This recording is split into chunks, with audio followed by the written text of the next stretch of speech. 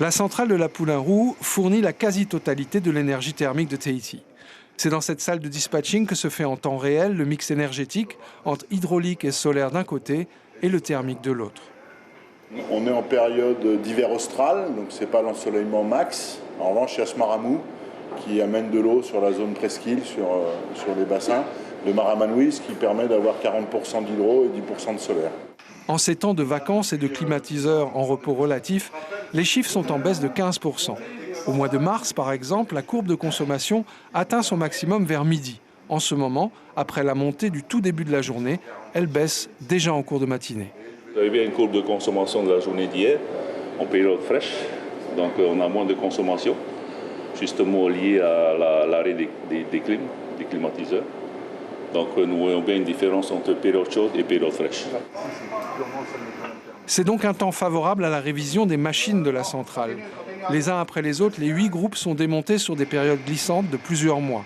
En ce mois de juillet, 3 groupes sont à l'arrêt simultanément.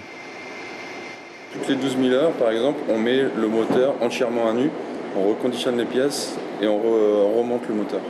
C'est une grosse opération qui dure à peu près 4 mois et qui représente, pour donner un ordre d'idée, à peu près 120 millions de francs.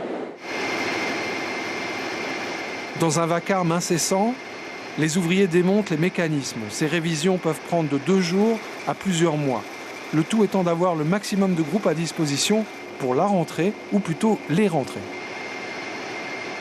On a la rentrée scolaire, comme tous les élèves, et la reprise du travail qui va augmenter la consommation. Et puis on a une deuxième rentrée qui est le bascule entre la saison fraîche et la saison chaude, qui arrive plus, ça c'est un peu variable, au courant du mois d'octobre.